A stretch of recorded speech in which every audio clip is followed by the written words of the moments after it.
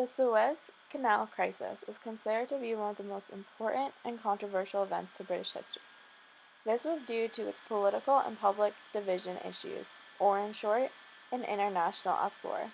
It was also said to end Britain's role as a world power, because all future foreign policy would now be done together with America. By examining the Suez Crisis through a timeline, an international crisis and power struggle between nations can easily be depicted. On November 16, 1950, Egypt demanded that the British leave the Suez Canal zone.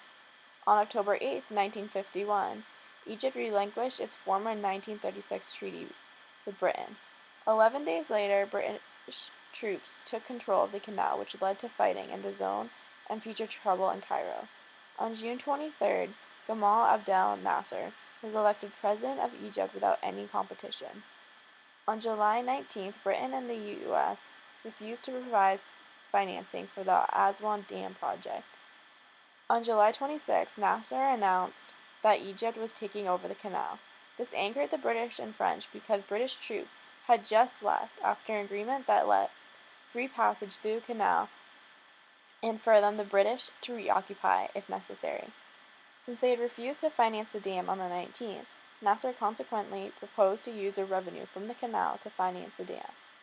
Also going on at that time was Nasser announced the nationalization of the Suez Canal Company. However, after this announcement came what is said to be months of mounting political tensions between Egypt, Britain, and France.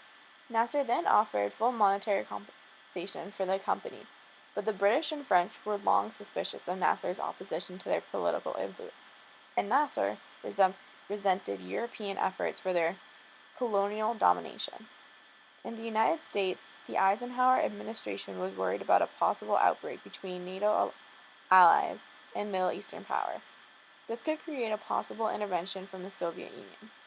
On July 28, Britain froze all Egyptian assets in London.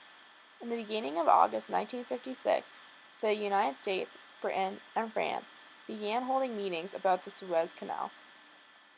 On September 9th, U.S. Secretary of State John Foster Dulles proposed SCUA, Suez Canal Users Association.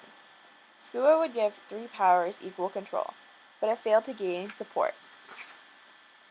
In October, the British and French held secret military consultations with Israel and planned to invade Egypt and overthrow Nasser.